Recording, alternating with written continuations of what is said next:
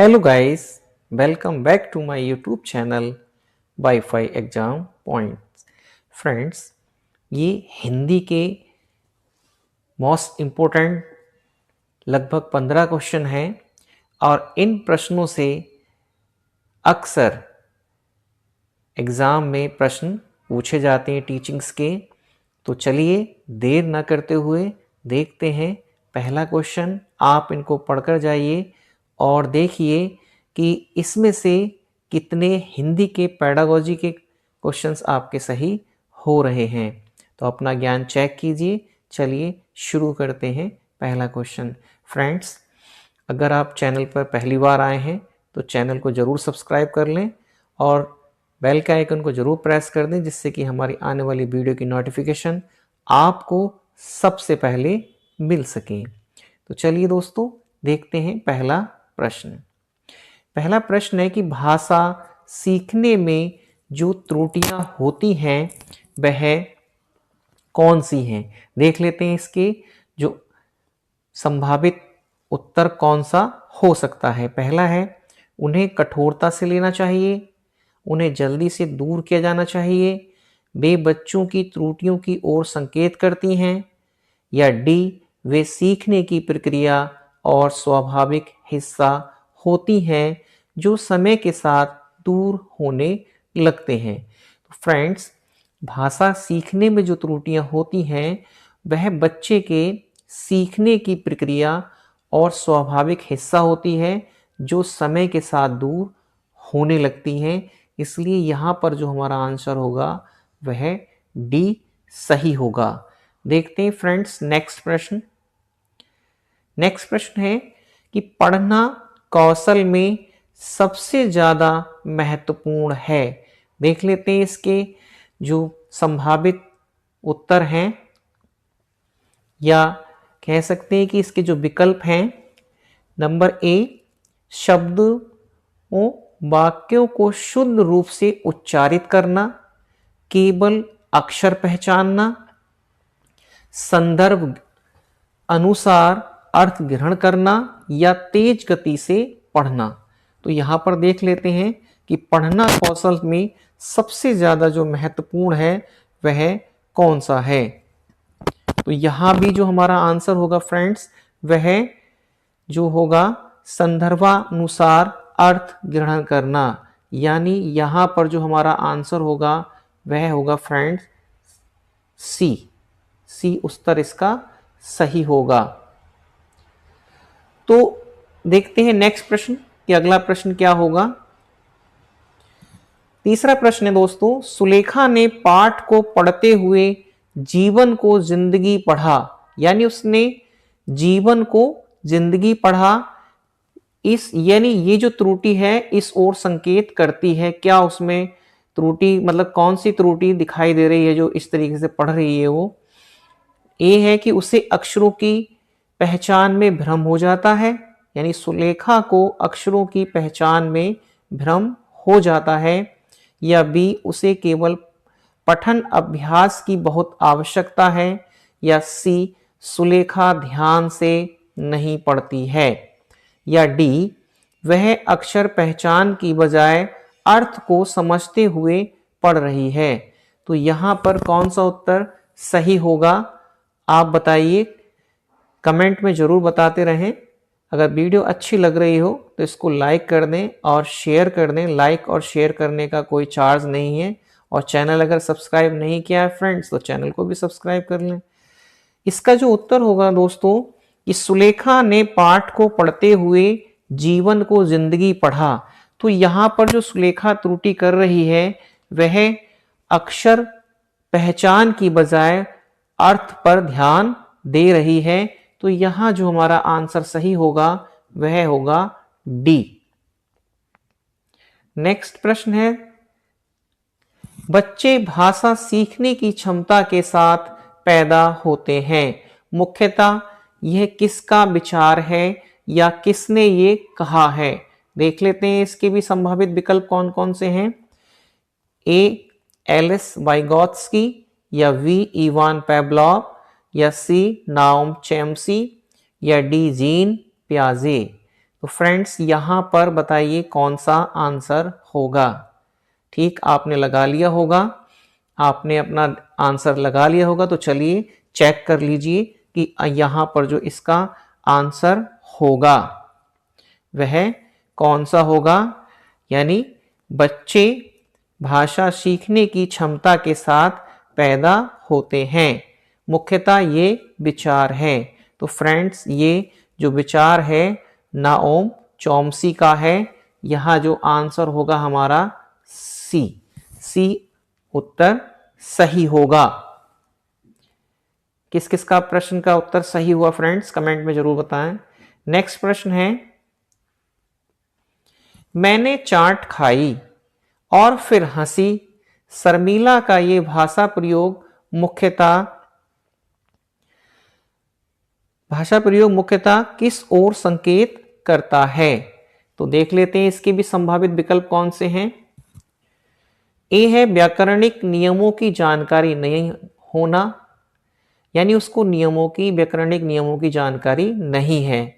या बी नियमों का अति सामान्यकरण होना, या भाषा प्रयोग में असावधानी होना, भाषा की समझ ना होना। तो फ्रेंड्स यहां पर जो उत्तर होगा वह होगा, यानी उसको व्याकरणिक नियमों की जानकारी नहीं है, इसलिए यहां पर हमारा आंसर हो जाएगा ए आंसर बिल्कुल सही है। आप भी लगाते रहें फ्रेंड्स, देखें कि आपके कितने प्रश्न आप इसमें से सही कर पा रहे हैं। इसको आप मॉक टेस्ट के रूप में लें।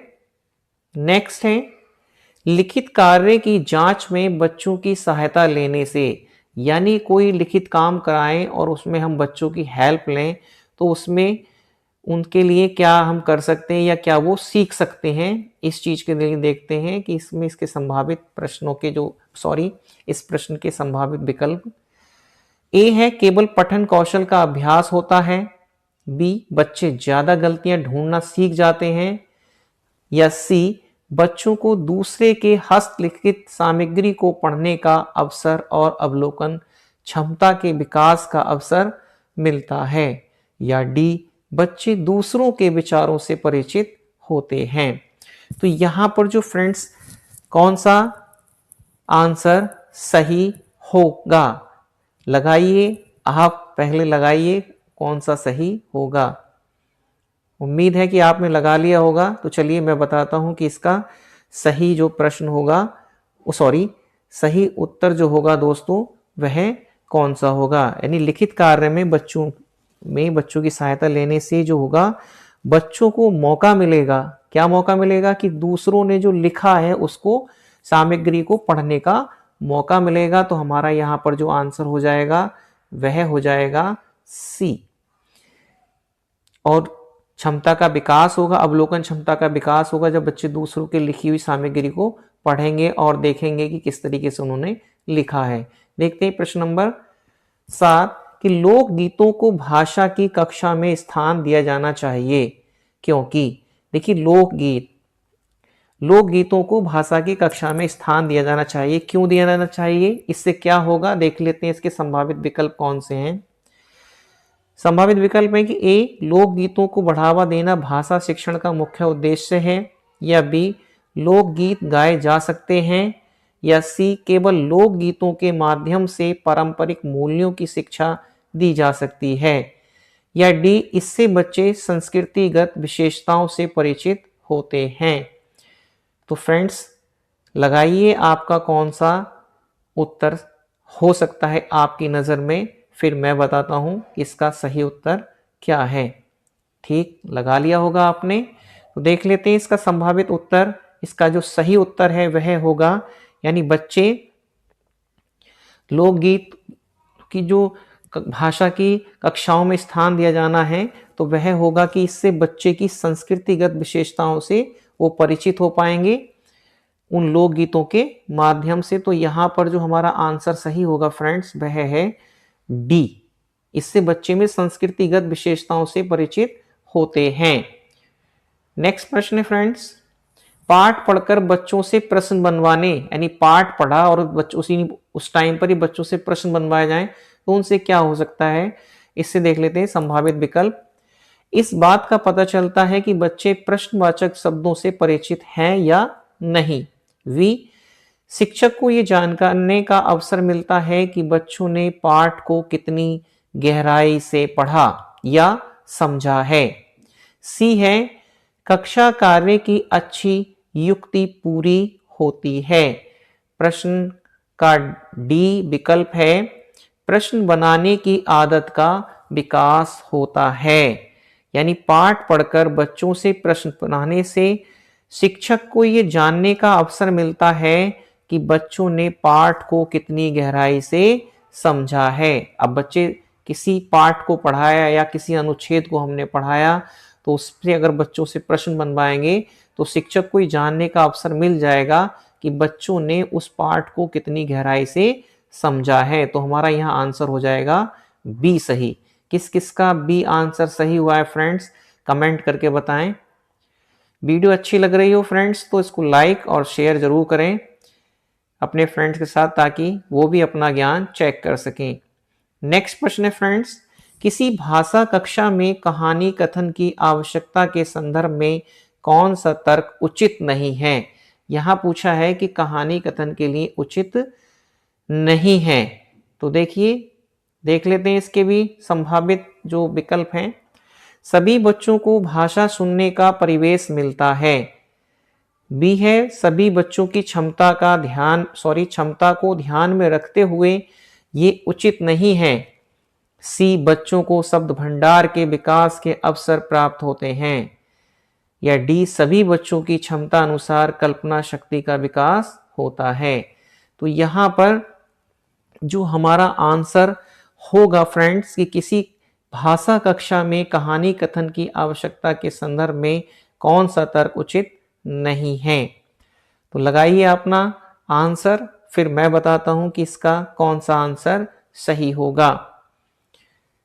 तो फ्रेंड्स, कहानी कथन के संदर्भ में जो इसमें से नहीं है, उचित कथन नहीं है, वह है सभी बच्चों की क्षमता अनुसार कल्पना शक्ति का विकास, जो कि हमारा यहाँ पर है कौन सा विकल्प। तो फ्रेंड्स, डी विकल्प इसका सही होगा। यानी किसी भाषा कक्षा में कहानी कथन की आवश्यकता के संदर्भ में यह कहना कि सभी बच्चों की क्षमता अनुसार कल्पना शक्ति का विकास होता है उचित नहीं है। जबकि भाषा की कक्षा कहानी कथन से बच्चों के शब्द भंडार में विकास होगा तथा उन्हें भाषा सुनने के परिवेश के साथ साथ उनके अवलोकन करने की भी क्षमता का विकास होगा। तो यहां पर जो हमारा आंसर है वह डी है। प्रश्न नंबर 10, एल.एस. वाइगोत्स्की के अनुसार देख लेते हैं क्या है। भाषा चिंतन को निर्धारित करती है। उन्होंने जो कहा है कि एल.एस. वाइगोत्स्की के अनुसार चिंतन भाषा को निर्धारित करती है, या भाषा एवं चिंतन एक दूसरे से स्वतंत्र रूप से विकसित होते हैं, या डी, भाषा एक अर्जित योग्यता है। तो फ्रेंड्स, भाषा यहाँ पर एल.एस. वाइगोत्स्की के अनुसार जो भाषा है वह है एक अर्जित योग्यता। तो हमारा यहाँ पर आंसर बिल्कुल सही हो जाएगा डी आंसर बिल्कुल सही है। नेक्स्ट प्रश्न है, भाषा शिक्षण के संदर्भ में कौन सा कथन सही नहीं है। तो फ्रेंड्स, इसके जो विकल्प हैं, भाषा अर्जन और भाषा अधिगम में अंतर होता है। देखिए प्रश्न पढ़िए पहले, भाषा शिक्षण के संदर्भ में कौन सा कथन सही नहीं है। उसने पूछा है सही नहीं है। भाषा अर्जन और भाषा अधिगम में अंतर होता है। बी, भाषा शिक्षण में केवल भाषाई शुद्धता पर ही अधिक बल दिया जाता है। या सी, भाषा सीखने में अन्य विषयों को अध्ययन अध्यापन सहायक होता है। या डी, समृद्ध भाषा परिवेश भाषा अर्जित करने में सहायक होता है। तो फ्रेंड्स, यहां पर जो आंसर होगा वह होगा बी, भाषा शिक्षण में केवल भाषाई शुद्धता पर ही अधिक बल देता है, जो कि हमारा बी विकल्प में दिया गया है। यही हमारा बिल्कुल सही हो जाएगा। यानी भाषा शिक्षण के संदर्भ में भाषा शिक्षण में केवल भाषाई सुंदरता पर ही बल रहता है, कथन सही नहीं है। जबकि भाषा अधिगम के साथ साथ अन्य विषयों के अध्ययन अध्यापन में सहायक होता है। नेक्स्ट है फ्रेंड्स 12 नंबर, एक बहुसांस्कृतिक पृष्ठभूमि वाली कक्षा में भाषा सीखने के संदर्भ में। क्या है इसके विकल्प कि अधिक पुस्तकों का निर्माण किया जाए, या भाषा सीखने के लिए व्याकरणिक नियमों का और अधिक प्रयोग होना चाहिए, या भाषा परिवेश का निर्माण किया जाए ताकि भाषा अर्जन की सहज स्थिति बन सके, या डी बच्चों में भाषा सीखने की क्षमता बलपूर्वक विकसित करनी होती है। तो फ्रेंड्स यहां पर देखिए, आप लगाइए इसका आंसर क्या होगा। मैं बताता हूं फिर इसका आंसर। ठीक है, लगा लिया होगा आपने। तो चलिए देखते हैं इसका सही आंसर। फ्रेंड्स सही आंसर होगा कि भाषा परिवेश का निर्माण किया जाए ताकि भाषा अर्जन की सहज स्थिति बन सके। तो यहां पर हमारा आंसर सी सही होगा। नेक्स्ट प्रश्न है कि स्वेलिन विकार यानी ऑटिस्टिक डिसऑर्डर में बच्चा, यानी ये एक विकार है, इस विकार में देखते हैं कि बच्चा किन चीजों से असहज होता है। क्या होता है फ्रेंड्स कि अपने हाथ पैर हिलाने में कठिनाई का अनुभव करता है, यह सामाजिक अंतःक्रिया और संप्रेषण में कठिनाई का अनुभव करता है, या सी अक्सर खाने से मना कर देता है, या डी अपने ही कार्यों में लीन रहता है। तो फ्रेंड्स देख लेते हैं इसका सही आंसर क्या होगा। आप सोचिए और लगाइए, मैं बताता हूं फिर इसका आंसर क्या होगा। फ्रेंड्स वीडियो अच्छी लग रही है तो लाइक जरूर कर दें। आपका एक लाइक हमको बहुत मोटिवेट करता है और हमें भी अच्छी वीडियो बनाने का बहुत मन करता है ताकि आपको और अच्छी वीडियो प्रोवाइड कर सकें। तो आपका एक लाइक हमें बहुत मोटिवेट करता है, तो लाइक जरूर करें फ्रेंड्स, और एक अच्छा सा प्यारा सा कमेंट भी कर दें हमारी वीडियो पर अगर आपको वीडियो अच्छी लग रही हो तो। नेक्स्ट है फ्रेंड्स, इसका आंसर देख लेते हैं कि इसका आंसर क्या होगा। तो फ्रेंड्स इसका जो आंसर होगा, यानी ये इंपॉर्टेंट क्वेश्चन है और एक न एक डिसऑर्डर वाला क्वेश्चन जरूर आता है।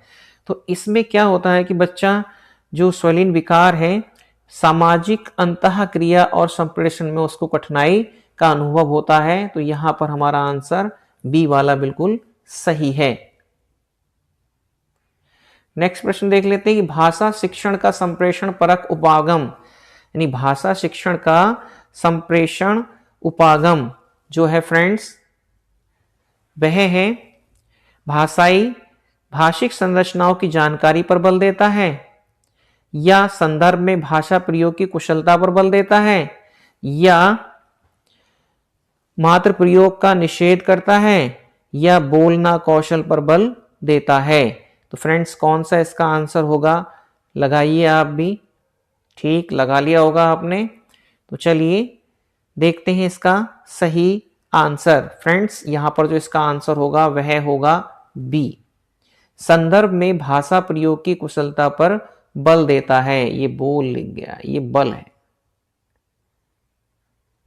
बल देता है।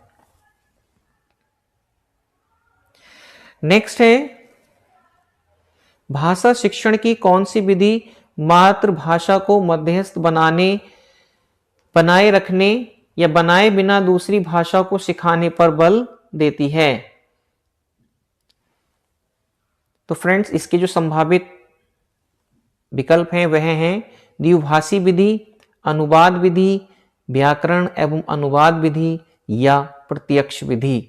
तो यहां पर कौन सा आंसर सही होगा कि भाषा शिक्षण की कौन सी विधि मातृभाषा को मध्यस्थ बनाए बिना दूसरी भाषा को सीखने पर बल देती है। तो फ्रेंड्स यहां पर जो हमारा आंसर होगा वह होगा प्रत्यक्ष विधि, यानी भाषा शिक्षण की प्रत्यक्ष विधि में मातृभाषा को मध्यस्थ बनाए बिना हम दूसरी भाषा को सीखने पर बल देती है, क्योंकि प्रत्यक्ष विधि में हम मूर्त से अमूर्त की ओर चलते हैं, यानी मूर्त से अमूर्त की ओर।